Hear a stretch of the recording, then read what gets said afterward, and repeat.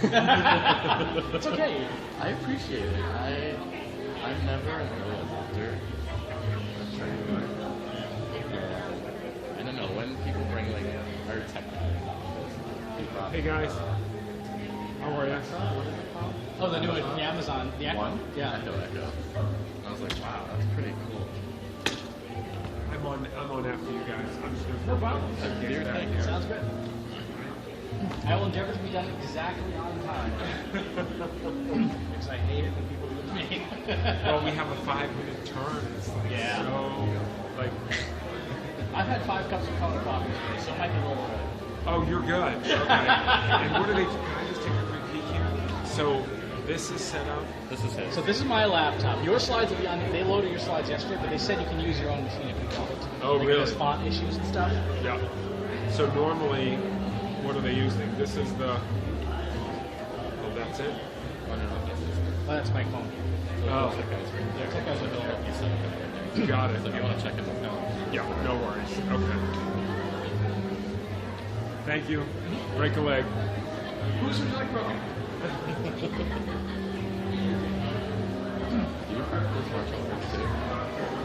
Since 1991. Nowadays, Bujinkan Budo Taijutsu. So it's old Japanese battlefield stuff. So like Naginata, Halberds, Katanas, things like that. What do you want to do?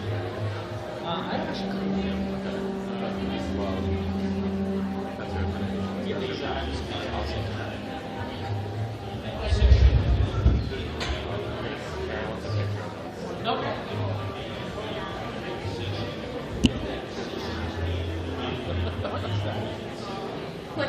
What is that? I'm serious, I'm not familiar. It's just hang loose. This is a thing that we all do. Okay. What does it mean? Hang loose. It is the story. What's the story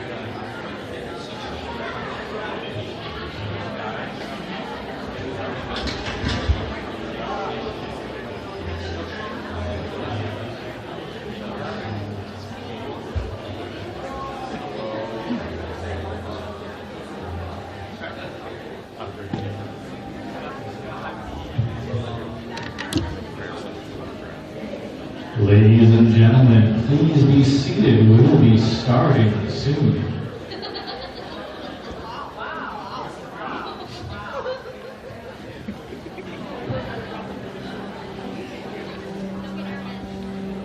He's making me nervous. He's the pro. Yes, ma'am. When you wrap up, just remind everyone that current session Yeah. Yeah. Okay. I mean, yeah. Okay. I guess if we're ending around that time, we're going to be ending around 2:45, just saying, for session 3. Okay. Sounds Should we good. start now? Yeah. Probably good. Hi everyone, I'm Michael Nee. I'm the digital strategist for the Hawaii Visitors and Convention Bureau, and it's my pleasure to introduce your session speaker, who flew out from Boston to join us today. And with his dynamic speaking style, hopefully he'll help with that Kanaka attack from lunch.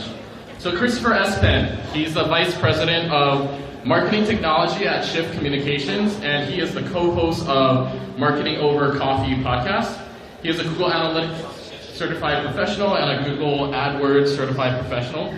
Forbes magazine recognized him as one of the top 50 most influential people in social media and digital marketing in 2012, 2013, and 2014. And Media Post actually renewed that honor for him this year as well. So without further ado, Chris, take it away. Thank you very much. What a diverse crowd. So, I suppose, aloha? Konnichiwa? Ni hao? And annyeonghaseyo. Thank you. Well, an expression hand, please, for Michael from HTC and Caroline Anderson, who also from HTA, who invited me to come out and speak to you. I much appreciate it. Thank you. Today we're going to cover 2 very different things. We're going to look at 4 major trends in digital marketing that are going to impact you and your organization or your business, and then we're going to look at how to solve one of those 4 trends. Everything we're going to discuss is in 2 books, Digital Marketing Insights and Marketing Blue Belt. As a token of our appreciation for the wonderful hospitality, you'll want to take note, possibly use your phone to just take a picture of the screen. Both of those books will be made available to all conference attendees for free. This would be a good time to use your phone. And this is the other one. It's at wherecanigettheslides.com. So,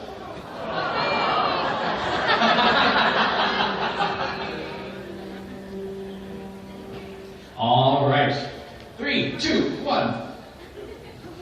Let's dig into these trends. Over the last year, social media and digital marketing have seen a number of changes. Let me read you just a few headlines here. The BBC launches Your Story, tying your Facebook timeline to news events. Facebook now lets you flag fake news. Google indexes tweets from influencers more than everyone else. The FTC puts social media marketers on notice with updated disclosure guidelines. And 63% of Facebook and Twitter users get their news from social media. Social media has changed significantly. It's changed so much, in fact, that Facebook announced recently it was going to allow advertisers to buy advertising using GRPs. If you're not an old school advertising pro, these are gross ratings points. These are Nielsen ratings. The social networks have basically said, you know what? We're kind of giving up all pretense on community. We are broadcasters.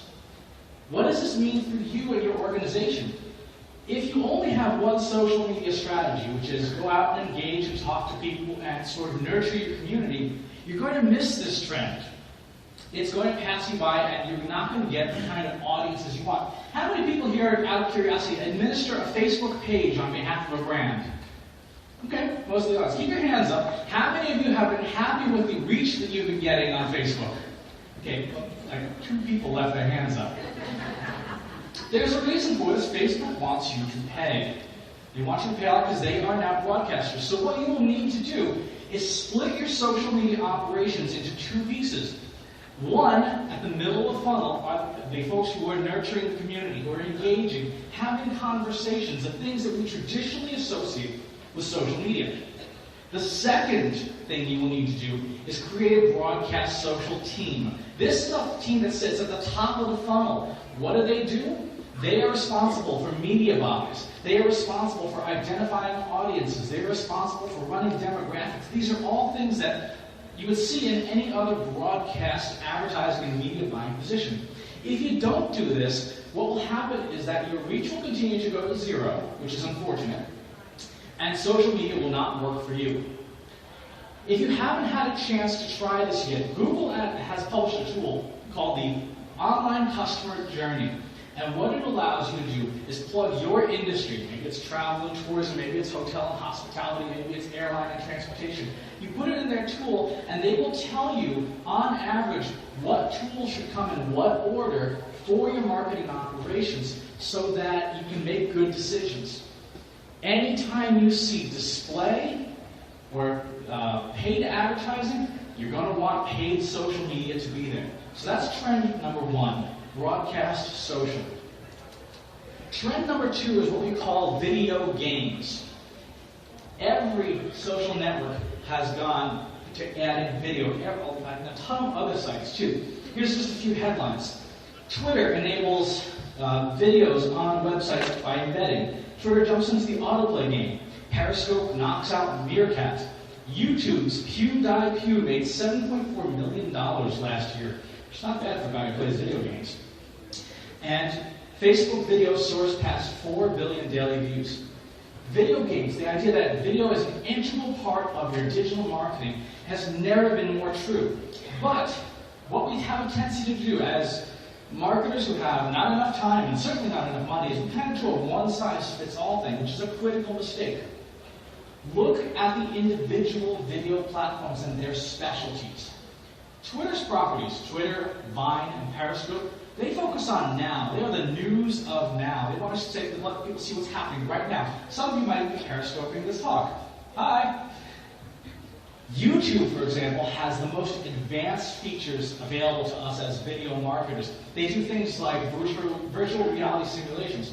If you want an example of this, go to this URL, bit.ly/Waikiki360. I shot this on the beach the other morning, and it allows you on your mobile phone to actually move around as I'm walking on the beach and see in 360 degrees. The camera's actually running up here on the podium right now. Other networks like Facebook has its own video platform. What you have to do as a marketer is figure out which platform makes the most sense for your brand. Do you want to focus on news and now? If you do, Twitter's your place. If you've got a Facebook community that's hundreds of thousands of people, great. Start with Facebook video, even though it's got its own problems. If you want to do advanced stuff, try out new features and things, YouTube is the place to go. But don't try to be all things to all people. Pick one platform and lock in on that. Did you try the video? I think I just crashed the Wi-Fi. The third trend, make it stick. About 10 years ago, two guys named Chip and Dan Heath wrote a fantastic book called Made to Stick, about how to make your content stickier. We heard a lot about that at the keynote this morning about telling great stories, and in the section immediately afterwards about telling your stories in innovative ways. That's not enough anymore. Listen to a couple of these headlines. Twitter starts recycling best tweets in while you are away. Facebook rolls out time hop-like new features. Should you repost your social media content all the time? Does a daily social media ask help to sell more? The reality is that there are two things about stickiness. There's the content itself, and you absolutely must make great content. You must make stuff that people want to watch, that people want to read, that people want to share. Do that first. That has not changed. But the second thing is that these algorithms are changing all the time. They are favoring things that you can do to keep the users on those social networks. So if Facebook sees that you've got something that keeps people coming back to Facebook, Facebook will reward your content. They will feature it again. Twitter is the same way. All these algorithms are encouraging stickiness on site. So what are some of the things that you can do to take advantage of this trend? First, in the old days, we would say, when you send an email newsletter, send out a tweet or a Facebook post saying, hey, the new newsletter's out, to encourage people to open the email. You should still do that, by the way. The second thing you should do is feature some of your social media content in your newsletter to get people to go back to your social content. Ask them to share it, ask them to promote it. Take advantage of these algorithms. If you have the ability to do digital advertising of any kind, and it doesn't have to be a lot of money, you can use it to get people to see your content again. Get used to hearing these three letters, DSP. It stands for Demand Side Platform. What a demand-side platform is, it's basically eBay for ads. You get to go and bid for different ad slots. It's a very inexpensive way to do advertising. Yesterday I had the good fortune to talk with my colleagues at the Hawaii Visitor Convention Bureau. We were talking about how easy it is to target advertising these days. You can target advertising down to the building level. I could show ads to just the people in this room. That's how good these ad tools have gotten, and they are still relatively inexpensive, so learn them. The last trend is discontent marketing. What does this mean? Here's a fun headline. You want to boost your content marketing? Get a food truck. Is podcasting the next big thing in sponsored social content? Right and wrong ways to ignite your content. Media must differentiate your content. The reality is, content marketing is still very hard. How many people here are doing content marketing right now? I'm not like right at this moment, but in general. Okay, a fair number of hands. How many of you are thrilled with the success you've seen? Okay, like 2 hands have gone up. Awesome. The reason why a lot of people raise their hands and not a lot of people kept them up is because we are really bad at measurement. If we don't know what we're measuring, we don't know how to manage it. Right? So you're doing all this content, you're writing blog posts, you're publishing posts on Facebook, you're running Periscope chats, you're trying out WhatsApp and Kik and Line and WeChat. You've tried everything and you're not sure what's working. The reason why is you don't have a good measurement strategy. We're going to talk about that in a little bit, but that's behind why content marketing is such a struggle for so many people in this room. Get better at measuring, and content marketing will make a lot more sense. Let's look at your palette as a marketer. What are the winners and losers with these 4 major trends? At the top, at the winning side of things, on the right-hand side, is paid media. If you get good at paid media, you can make it work incredibly well for you at relatively small budgets. And we're talking maybe $50 or $100 a day, and it doesn't have to be every day. It can only be when things of importance are happening. Otherwise, you can rely on organic content. A step down from that is email marketing. If you get good at integrating your email into all your other channels, email is a winner. Email is the only database you own. If Facebook turned off your Facebook page tomorrow, or Twitter turned off your Twitter profile tomorrow, all that work, all that effort you would put into building that profile would vaporize immediately. Back in the bad old days of social media, I used to run MySpace pages. It was cool at the time. But pushing the envelope, I got my profile banned 16 times in a row. You don't own your social profiles. You do own your email database. So make sure that you're focusing on that. In the middle, neither a winner or a loser is SEO, search engine optimization. It is still relevant today. It is still the way, about half of you probably who have websites, is the #1 driver of traffic, but it's not something you can be proactive about. It really is build it and wait for a search engine to find you. On the losing end, if you don't adapt your social media strategy, if you don't change it to recognize the reality of broadcast social media will continue to drive lower and lower results, and you'll keep wondering why it's not working. And finally, at the very bottom of this trend chart is old-fashioned, old-school public relations. By that I mean the person who says, hey, I know, for our marketing plan, let's just send out a press release a day for the next 45 days. I've heard people say that. It's not pretty. It doesn't work, because today public relations really is not about media relations, it's about media and the public, which means that nobody reads press releases. How many of you have children? Okay, a fair number of you folks. How many of you have ever read a press release to your kid at bedtime? Yeah. Right? If you wouldn't read to your kids at bedtime, it's not a story, and it's certainly not something you should be leading with your marketing with. But think about all the great stories you've heard so far at this conference, right? Those are things that you might want to tell your kids at bedtime. So old school public relations needs to adapt, or it's just not going to work for you anymore. So those are the 4 major trends. Let's dig into the last one, content marketing and measurement, and really investigate it. Here's the problem that we face as marketers. This is a tweet I sent recently. That tweet's about 120 characters. If you right-click on your browser and say View Source, there are 4,498 other characters that are behind that tweet. There's 32 times the amount of metadata that there is in the actual tweet itself. Now think about the billions of tweets sent every day, the billions of Facebook posts, the billions and billions of emails. We have so much data, we don't know what to do with it. We're swimming in it. This is from last year, from a company called Domo. How many people have watched House of Cards on Netflix? Okay, fair number. In 1 minute of every day, it's the equivalent of a new season of House of Cards appearing on YouTube. That's how much content there is. It's a staggering amount. How many of you people watched, out of curiosity, the recent political debate on television? It's okay if you don't want to raise your hand. I had the fortune of being at a social media monitoring company, Signal Labs, in San Francisco during the debate. This is how fast, this is real time, this is how fast people's opinions changed during the debate. There were 1.2 million conversations happening per second. If you think that you can effectively manage that as a human being, you can't. We as humans are inferior to our machine masters here. The machines are so much faster, and there's so much volume. On top of that, we also have a skills problem. Anyone like cookies? Anyone bake cookies? Okay, for those of you who do not bake cookies, baking is hard.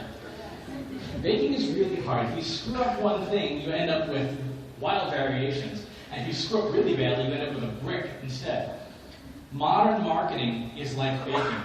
It requires art, unquestionably. It requires creativity, unquestionably. But it also requires science. It requires mathematics. It requires knowledge. And some of us got into marketing to kind of avoid math. That didn't work out so well.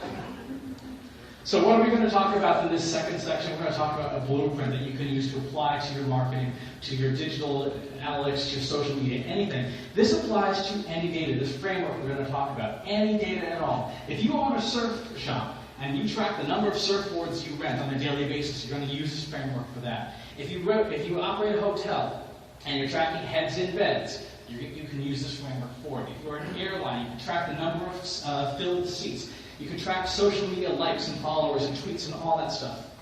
So what is this framework? It's a 7-step model. First, we have to learn how to measure. We have to understand what good data is. Then we have to learn how to analyze it. From that analysis, we need to draw out insights. From those insights, we build a strategy. From our strategy, we find our tactics, and we isolate them, we decide which ones we're going to use, or maybe we add some new ones. We execute on our plan, and we review it, and we measure all over again. All right, wait, we'll take pictures. Okay, sorry, here, I'll put it back. So I'll lay in the front of the phone. Okay, so measurement. What constitutes good measurement? Good measurement is based on good data. Good measurement is based on good data, and there's 3 things that make data good. There are 3 C's. It's chosen well, it's clean, and it's compatible. Let's talk about choosing data first. You saw the huge amount of data appearing on the screen earlier. What's the right data to look at? What are the right metrics to look at? There's this term in marketing, KPI, Key Performance Indicator. The easiest way to explain what a KPI is this. If the number goes to 0, you go out of business. Right? If a number goes to 0, you go out of business. That's a key performance indicator. That's an important thing, right? If you are a hotel, does it matter if your Twitter followers go to 0? No. If you are an airline, does it matter if your website traffic goes to 0? No. If you're Amazon, does it matter if your website traffic goes to 0? Yes, you are going out of business. Right? So think to your own business, your own organization. What are those numbers that if they go to 0, you're going out of business? Or, at least as a marketer, if the number goes to 0, you're going out of a job. Think about that. Because there's tons of other numbers that are called diagnostic numbers that contribute to those. Think about a road trip, right? The number of times that your kids ask, "Are we there yet?" Is that a KPI or is that a diagnostic? It's a diagnostic, right? Your kids can ask that question 1,000,000 times and you won't care and be annoyed, but you'll still get where you're going. The amount of fuel in the gas tank, though, if that goes to 0, trip is over. So think about your KPIs and think about the right KPIs, the ones that do go to 0 that matter. Because there are examples, plenty of examples of companies that chose the wrong KPI.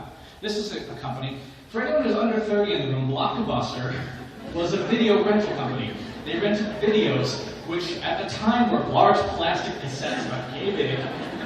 You stuck into a machine and had to rewind them when you're done.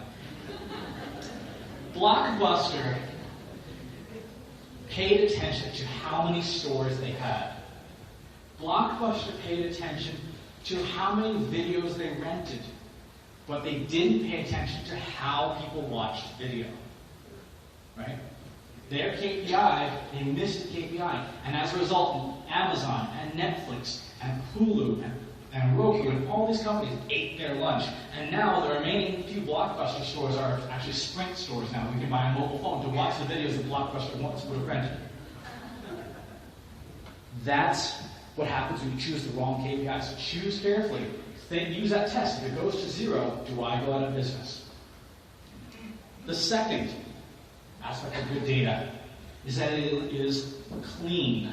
Clean data matters. Bad data is worse than no data. It's really important. Bad data is worse than no data. Think back to the road trip again. If you don't know where you're going, how do you drive? You drive cautiously. You stop to ask for directions a lot. You kind of guess, maybe have an argument with your significant other or 5 or 10. But you don't just barrel ahead. On the other hand, if your GPS is wrong, you'll race ahead and possibly go somewhere you didn't intend to.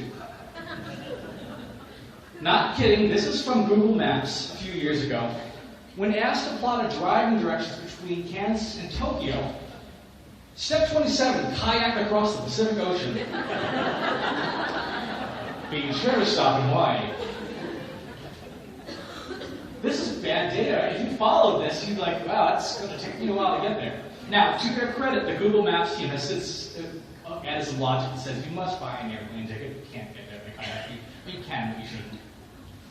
But clean data matters, right? If your data isn't clean, if it isn't correct, be very, very worried. Make sure your systems are good at collecting the right information. The third aspect in measurement, good data, it must be compatible. There are so many systems and so many tools and so many new apps appearing every single day that it's difficult to keep up with them. The litmus test is whether an app or a tool or a service lets you keep your data in a format that's recognizable. The gold standard, and those lovely three initials up there, CSV, comma separated value.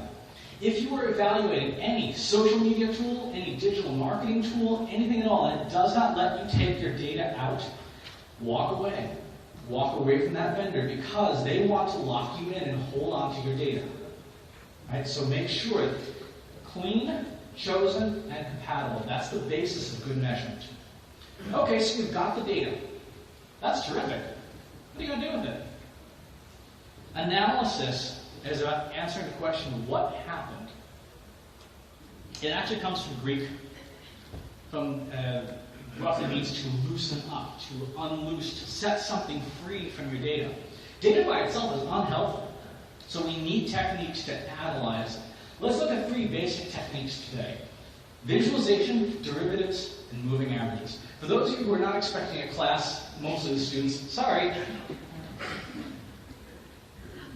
How many people can figure out what the trend is in this chart, in this table of data? Pretty easy, right? The number of cats is increasing. How many of you can figure out the trend in this pile of data? Quick, what happened in that last slide? What was the trend? We can't do that, right? Humans can't do that. We're really bad at extracting meaning from data itself. Here's another example. How many lions are in this picture? Show of hands for one lion. 2 lions. More than 2 lions. Okay. 3 lions.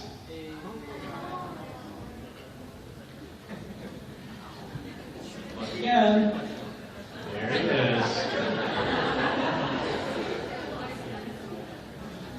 We are bad at visualizing data because we cannot visually sort out clutter. We are, as a species, struggle with that. So you've got to learn how to visualize data in order to extract meaning from it. Because this is what you see when you're looking at that table of numbers, when this is what you should be seeing once you extract some meaning from it. The way you do that is surprisingly easy. It's with charts, it's with graphs, it's with all these different buttons. How many people have access to spreadsheet software? Most of you. How many of you have ever actually just played with these buttons for fun? The nerds in the room are like, yeah, me! I'm right there with you.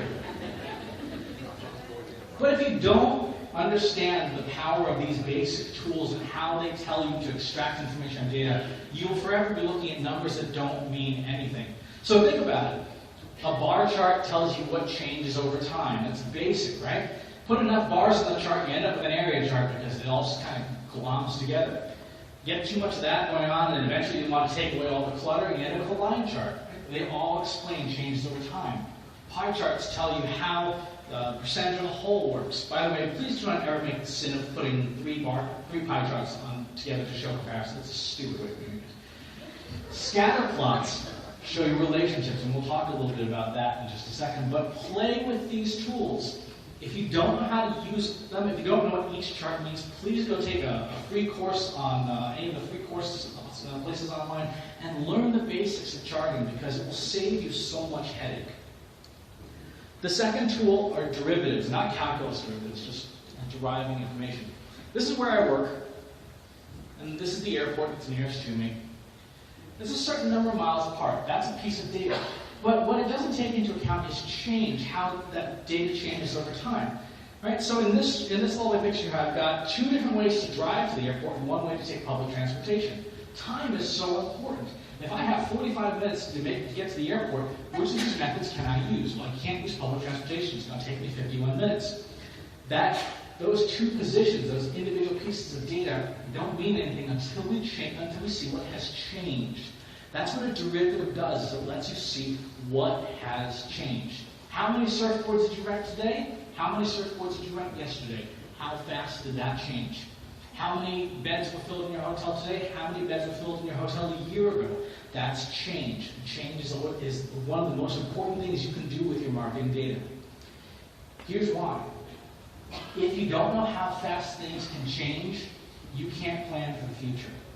Let's say it's coming to the end of the quarter, you're running an airline, and you know that you need to fill X number of seats. If you don't know how many extra seats you can book based on analyzing your previous data, you don't know whether you're going to make your number by the end of the year or not. Right? You might make it, you might not, but if you know, hey, in the last year, the most number of additional seats we were able to fill was 175% more seats, and we need 200%, then you know that you need to add some money to your marketing budget. You need to change your tactics. You need to do something because you can't go fast enough. The third tool are moving averages. Moving averages tell you what happens over a period of time, but it smooths out volatility. This is what my website looks like. How's my website doing? Good? Bad? Kinda? Can't really tell?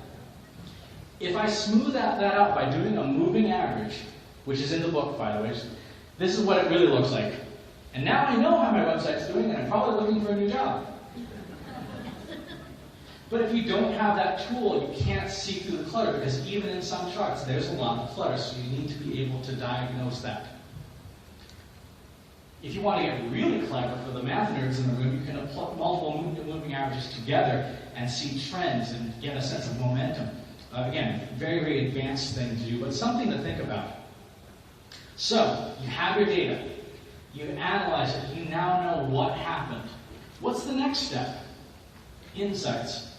You know what happened, but do you know why?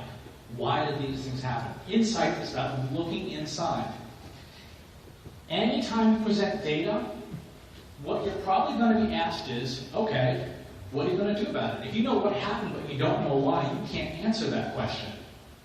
You can't say, well, I know why this happened, so I can fix it. So how do we get to the why? Reverse engineering, journaling, and induction. Here's a social media funnel, a pretty common one. At the top, you have the number of audience members, or the number of likes you have. In the middle are the things that your audience do. And at the bottom are the tangible actions somebody takes that's going to affect your business positively.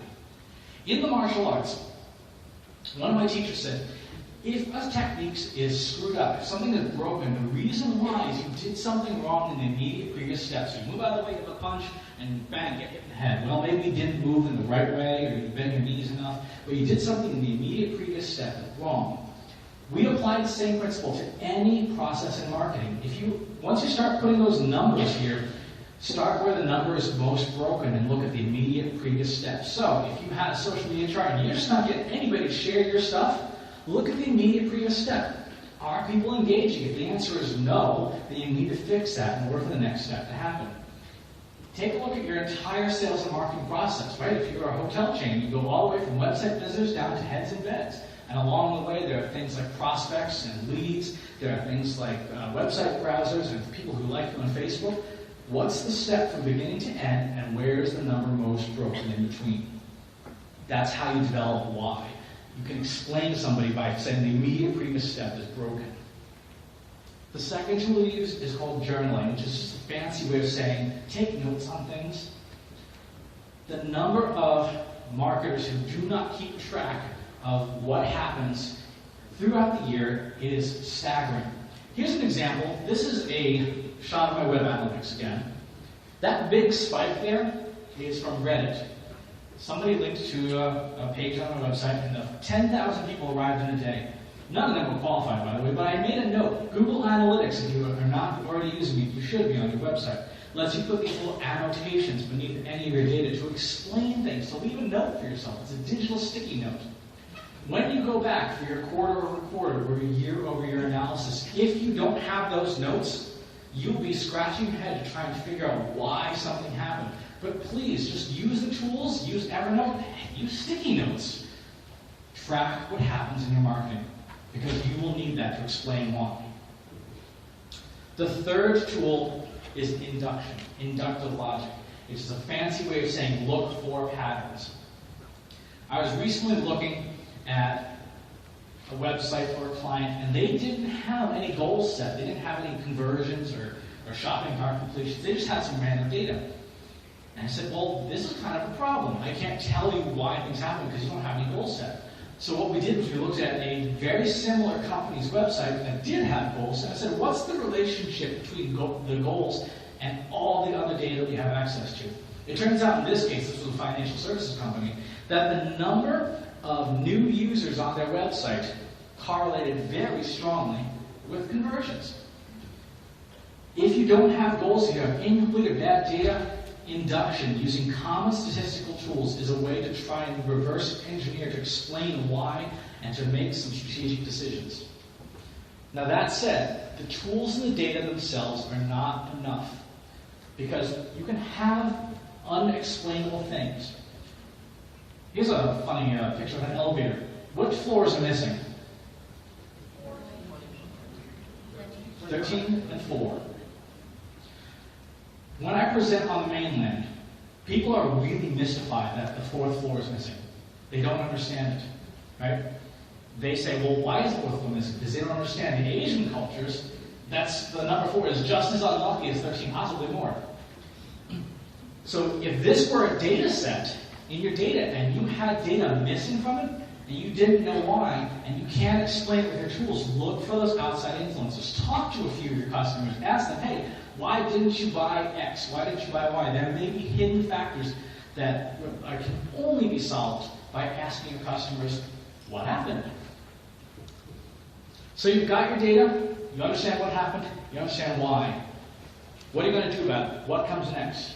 What comes next is strategy. Strategy is the most used word in marketing.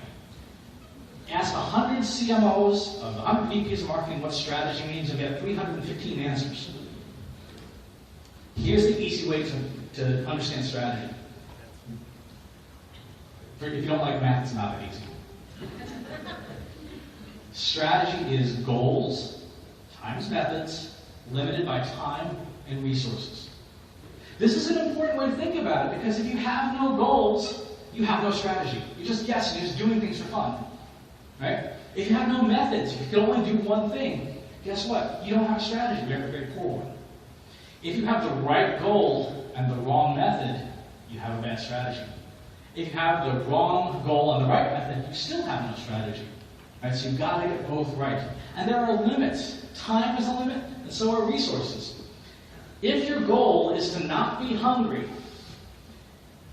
here's one potential method. Here's another potential method. Both of these will solve that goal. You will not be hungry after dining at one of these places. But if you don't pay attention to those limits, if you have $20, you're eating here. Right? If you have $20, you're not going to go get a glass of water here. If you have 20 minutes, you ain't eating here. You have 20 minutes, you're going to eat here. Possibly too fast and feel upset. But that's important to strategy. Strategy helps you understand your goals and your methods. So that when you're looking at something like your marketing funnel, you can say, okay, well, this is a goal, or this is not a goal. And then you can assign the methods to it. So for example, if your goal as a retailer is feet in the door, because that's your biggest problem that you found out through the insight phase, then you know what methods to pick to solve for it. But if you don't know what your goal is, you're like, well, these are all important. Well, no, you have to make decisions. Kind of what we heard in the morning keynote this morning. You have to make a decision. What's the most important thing? What's the most important goal? Then you figure out your methods. As marketers, our greatest limiting resource is time.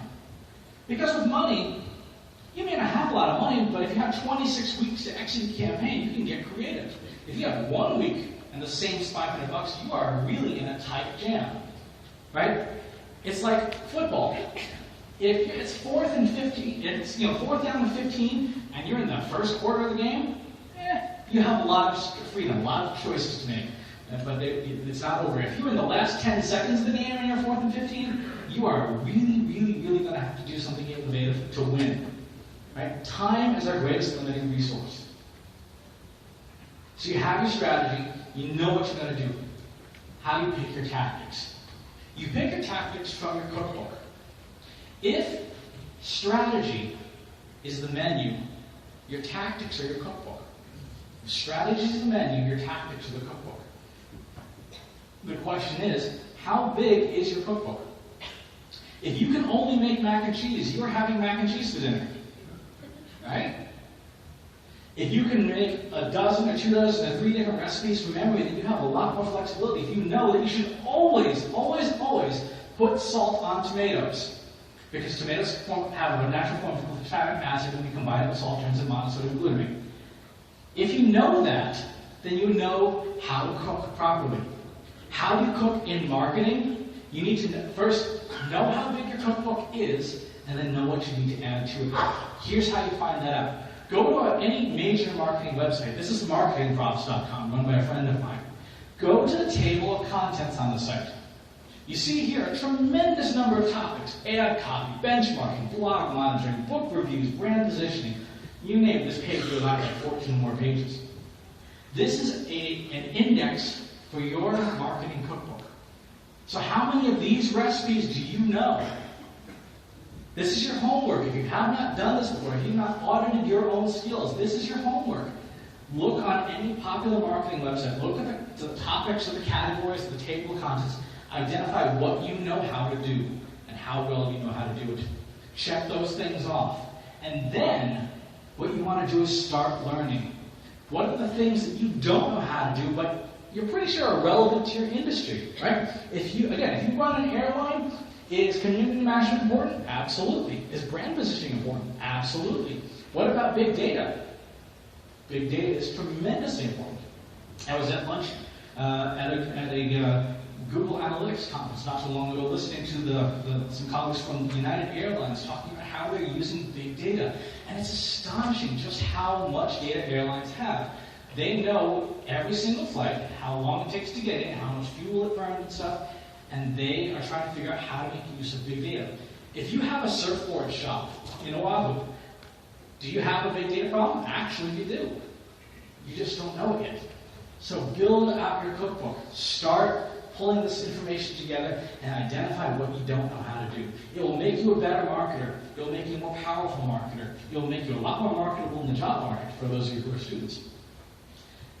If you were to graduate from college with a degree in marketing, on the mainland, you'll probably earn between $30,000 and $40,000 a year. If you graduated from college with a Google Analytics certification and a Google AdWords certification, both of which are free to get, just requires a lot of work, you could start about $100,000 a year, right? Same 21-year-old, but with more stuff in their cookbook, they get a better job. So that's what's out there. Once you have selected your recipes, you gotta do it. Gotta do the work. Again, the greatest limiting resource is time.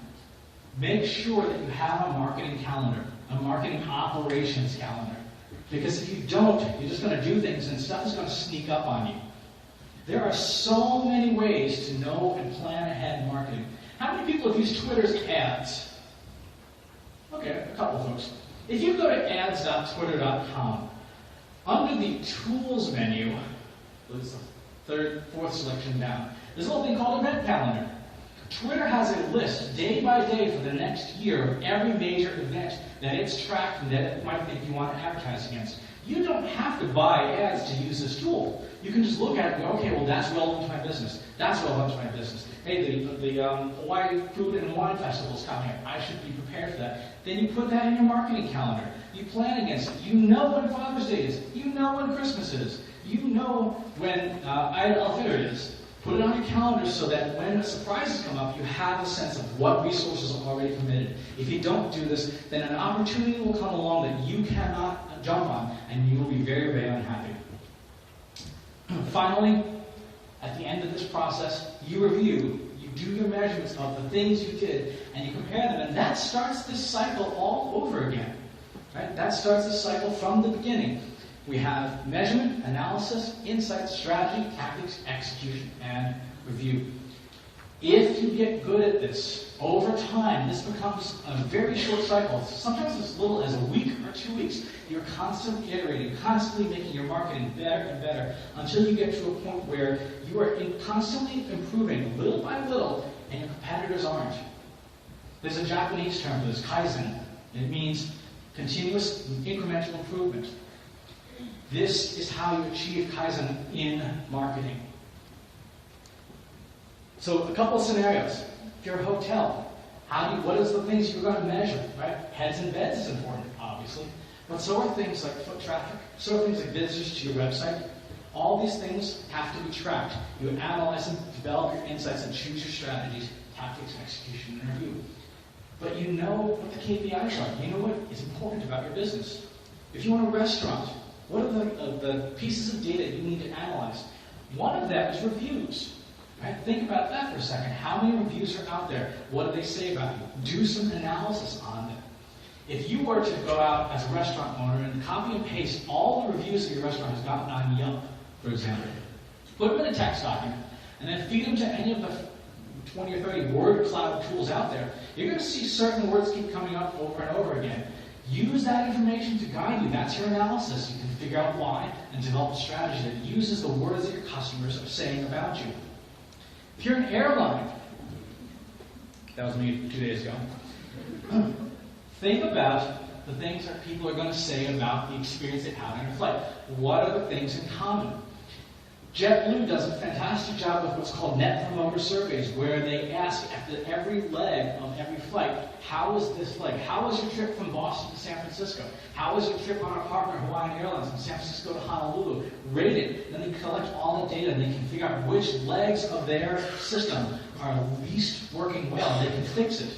Right? They have figured out to understand which data to ask about.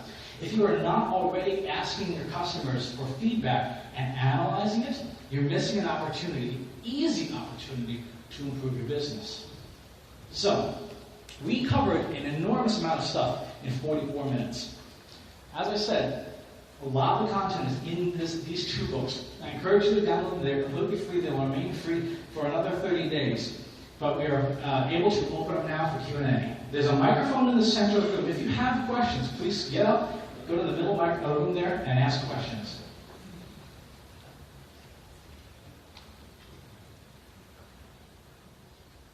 Or tell jokes.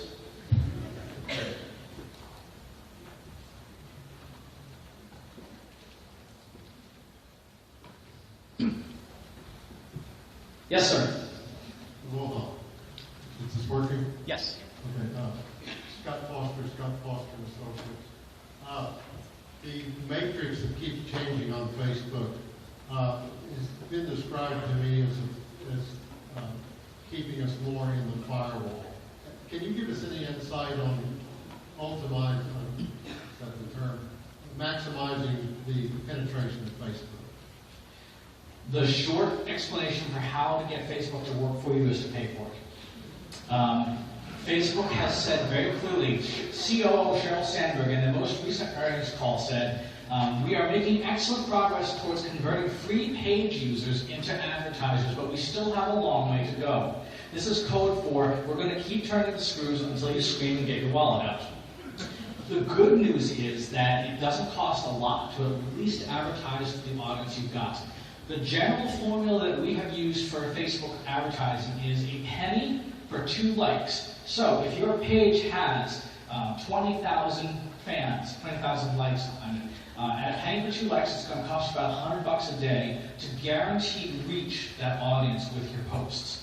Should you do that for every single thing you post on Facebook? No. Do it for the important stuff. Do it for things that are promotional. Do it for things that you need people to do, and then kind of coast on the goodwill in between that. But you do have to pay with Facebook because they're really not. It's not their interest to support you. The other thing that you can do that people have had some success with for now is video, because Facebook is trying to become a much stronger competitor to YouTube. So for the moment, the algorithm favors the upload of videos. That will not last. You probably got 3 to 6 months before Facebook decides to tighten the screws on that. Once they get the video advertising platform operational, that will go away too. So in the end, If you don't have a media budget set aside for social media, you will want to set one up. That's going back to broadcast social from earlier. Other questions? Excellent presentation. Now, one of the things that we face in Hawaii is that we are talking to a worldwide audience versus a domestic audience. Maybe you can touch a little bit upon any shifts of changes that would relate to the Japanese audience, European audience, things like that. One of the things that's most important to do, particularly in social and digital, is you need to have insight into what the social networks are regionally. For example, RenRen and QQ and Sina Weibo are tremendously powerful in China. They dwarf Twitter, they dwarf Instagram. If you don't have people to operate in those languages on those networks, you are missing a chunk of your audience. The challenge is that, this is one of the great and wonderful things about Hawaii, is that you have so many people here who speak multiple languages. You need to have people in those, who are either fluent in those languages or actually on the ground in order to make them work for you, because I've seen some brands attempt to use Google Translate for non-English audiences. No, don't do that. There are, some archetypical jokes that, from years past of bad translations, but it happens a ton. But again, like I said, what's unique and powerful and wonderful about Hawaii is that you have so many speakers of so many different languages. You have some of these excellent students here who would probably be more than willing to help out your company as an intern or as an entry-level marketer, even while they're still in school, to help you work in those markets. Other questions? Come on up. Or yell really loud.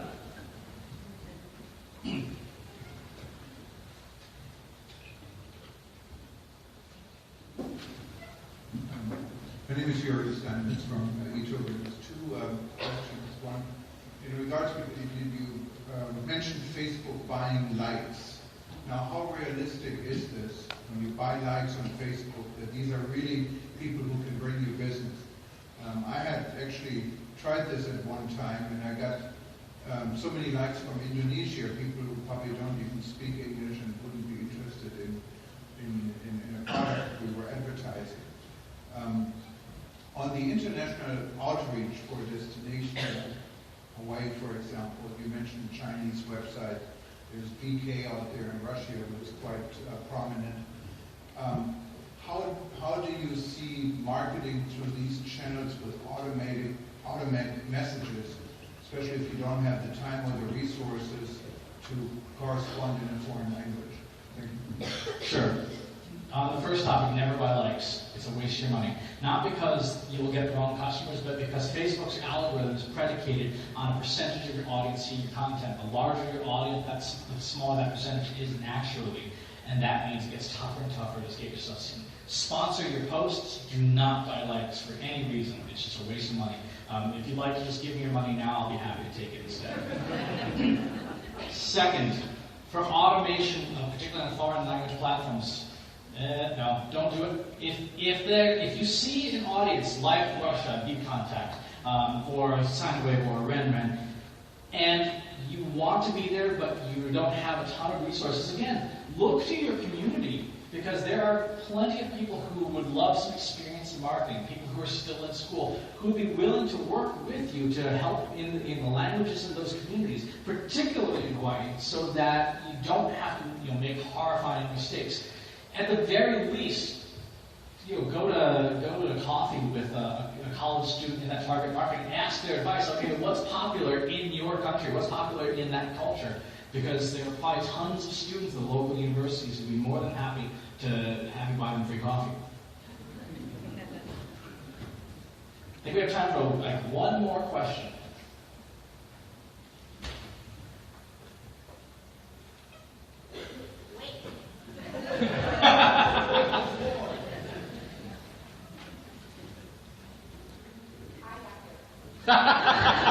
Go ahead. Can you do two questions? Yes, we'll do two. Speak quickly.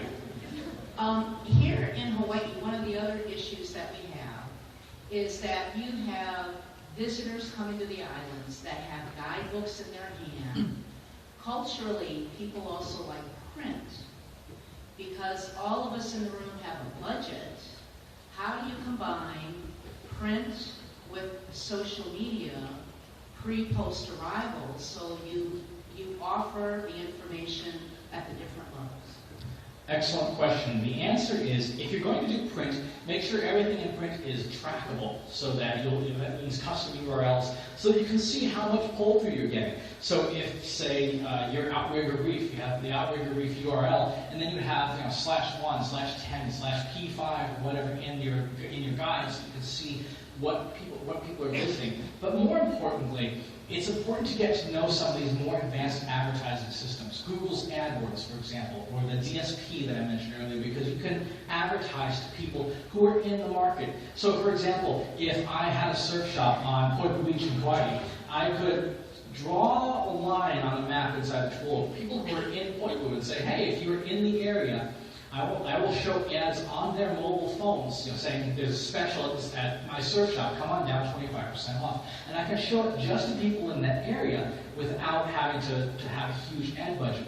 We did this recently at a conference. I drew a line or a box around this building, and I bought all the native inventory. So anytime someone opened up their phone and loaded a website or opened up their favorite app or game, there was a little ad that just said, if you're really bored at this conference, come to booth, whatever. And it got triple the attendance to the booth because we could just show ads just to one spot very, very easily. So again, if people are on island, if they're here, you can advertise to them because the tools are geographically aware thanks to these smartphones.